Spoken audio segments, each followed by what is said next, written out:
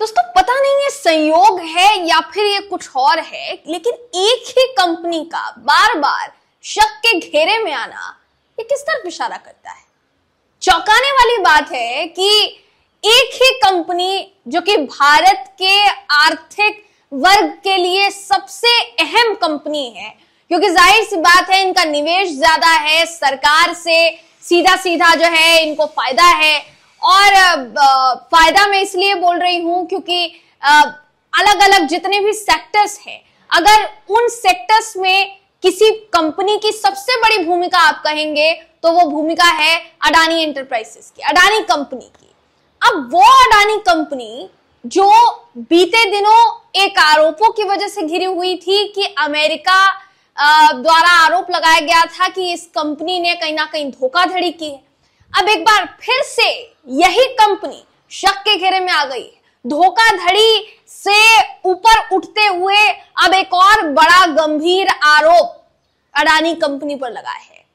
हालांकि ये नया नहीं है कि इस बार भी अडानी कंपनी ने इन आरोपों को नकारा है, खारिज किया है, लेकिन आरोप इतने गंभीर हैं कि कोई अब इनकी बात पर यकीन नहीं कर पा रहा है। ये शायद तीसरी बार है दोस्तों जब अडानी कंपनी पर बड़ा आरोप लगा है। आपको याद होगा कि हिंडनबर्ग की रिपोर्ट सामने आई थी, तब क्या आरोप लगा था। उसके बाद फिर एक बार अमेरिका से ही मामला सामने आया कि धोखाधड़ी हुई है, पैसों का गबन किया गया है, और अब फिर एक बार कुछ ऐसा ही बड़ा आरोप लगा है। अब यह आरोप क्या है, किस तरीके से घिर गई है अडानी कंपनी एक बार फिर, और अडानी कंपनी ने अपनी सफाई पेश करते हुए क्या कुछ कहा है, सब कुछ बताऊंगी इस वीडियो में आपको। आप आखिर तक इस वीडियो को जरूर देखिएगा। नमस्कार, मेरा नाम है जयंती झा और आप देख रहे हैं देश नीति।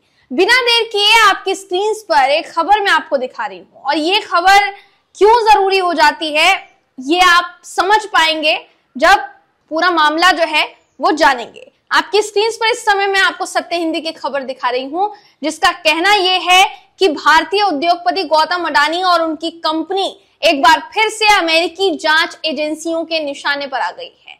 ये रिपोर्ट छापी है वॉल स्ट्रीट जर्नल ने, और वॉल स्ट्रीट जर्नल जो है उनकी तरफ से ये जो रिपोर्ट है, इसके मुताबिक अमेरिकी अभियोजक इस बात की जांच कर रहे हैं कि क्या अडानी ग्रुप ने गुजरात के मुंद्रा पोर्ट के जरिए ईरान से लिक्विफाइड पेट्रोलियम गैस का आयात करके अमेरिकी प्रतिबंधों का उल्लंघन किया है। यह सवाल है, और ये बड़ा सवाल है। एलपीजी को जो आयात किया जा रहा है, उन शिप्स को भेजते समय यह ध्यान में रखना होता है कि आप कहीं अमेरिकी प्रतिबंधों का उल्लंघन तो नहीं कर रहे हैं, आप नियम को, कायदों को किनारे तो नहीं रख रहे हैं, आप नॉर्म्स को कहीं ना कहीं अनफॉलो तो नहीं कर रहे हैं। इन तमाम चीजों का ख्याल रखना पड़ता है। अब अडानी कंपनी तो कह रही है कि उसने ऐसी कोई गलती नहीं की है, लेकिन आरोप गंभीर इसलिए हो जाते हैं क्योंकि वॉल स्ट्रीट जर्नल में यह खबर छपी है और साफ तौर पर कहा गया है कि जांच में यह बड़ा खुलासा हुआ है। रिपोर्ट में कहा गया है कि वॉल स्ट्रीट जर्नल की जांच में पाया गया है कि मुंद्रा पोर्ट मतलब आप समझ लीजिए कि बहुत बड़ा पोर्ट है दोस्तों, गुजरात में है और अडानी पोर्ट में से एक है। मुंद्रा पोर्ट और फारस की खाड़ी के बीच यात्रा करने वाले टैंकरों में ऐसी विशेषताएं दिखी जो विशेषज्ञों के मुताबिक प्रतिबंधों से बचने वाले जहाजों में पाई जाती है।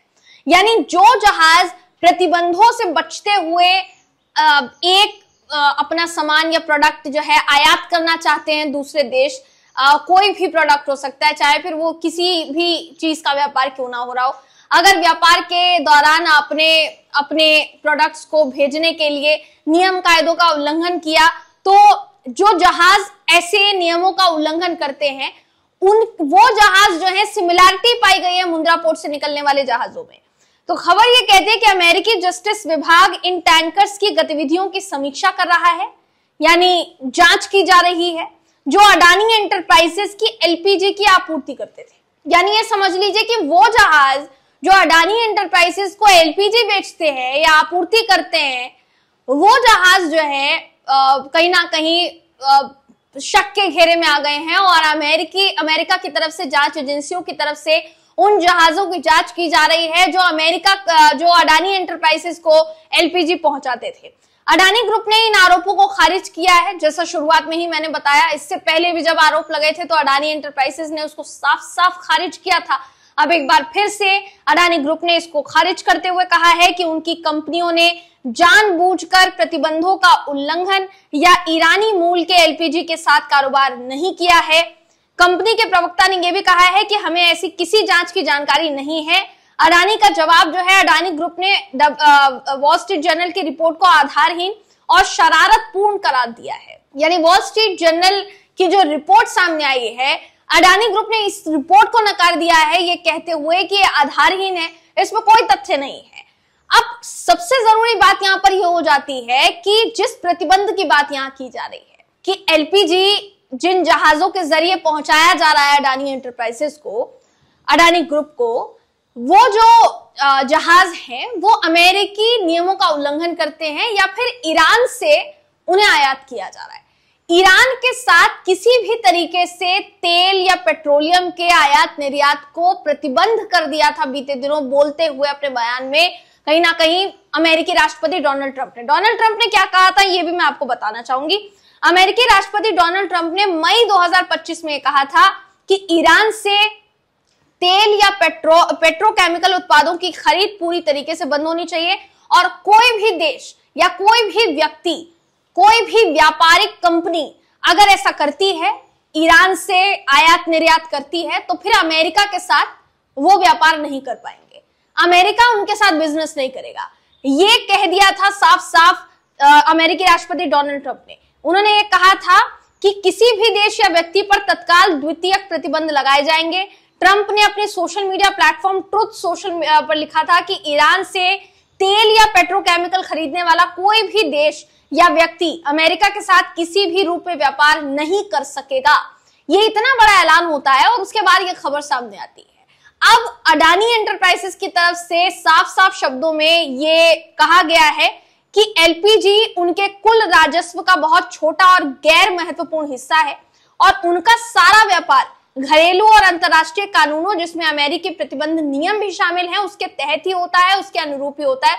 यानी हमने किसी भी नियम का, किसी भी प्रतिबंधित नियम का उल्लंघन नहीं किया है, ये अडानी एंटरप्राइजेस का कहना है। अब सबसे जरूरी बात यहाँ पर यह हो जाती है कि क्या ये पहला ऐसा मामला है जिसकी वजह से शक के घेरे में आई है अडानी कंपनी, अडानी ग्रुप? ऐसा पहला मामला नहीं, इससे पहले दो ऐसे महत्वपूर्ण मामले सामने आ चुके हैं जिसने अडानी एंटरप्राइजेस को, अडानी कंपनी को, ग्रुप ऑफ कंपनी को कहीं ना कहीं नुकसान पहुंचाने का काम किया है, उनकी छवि को नुकसान पहुंचाने का काम किया है। और अब एक बार फिर से अडानी कंपनी की छवि जो है वो धूमिल होती हुई नजर आ रही है।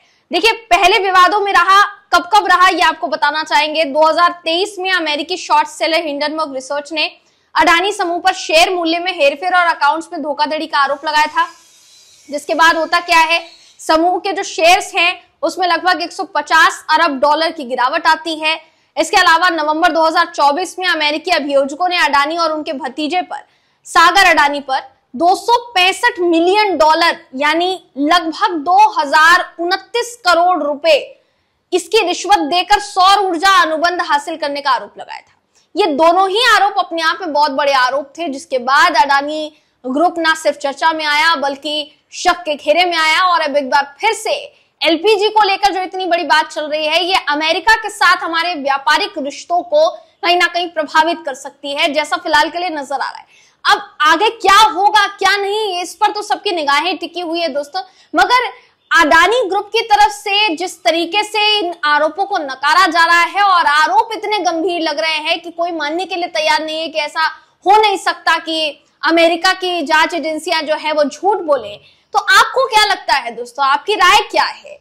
क्या अडानी एंटरप्राइजेस की तरफ से, ग्रुप की तरफ से जो कहा जा रहा है उसमें सच्चाई हो सकती है, या फिर अमेरिका की तरफ से जो जांच की जा रही है उस जांच को अंतिम पड़ाव पर आने देना चाहिए, उसके बाद ही कोई फैसला लेना चाहिए? इस पर हमारी नजर बनी हुई है। पर फिलहाल इन दोनों सवालों पर आपका जवाब क्या है, अपनी राय के जरिए, कमेंट के जरिए जरूर बताइएगा। अगली वीडियो में मैं आपसे फिर मिलूंगी, तब तक के लिए नमस्कार।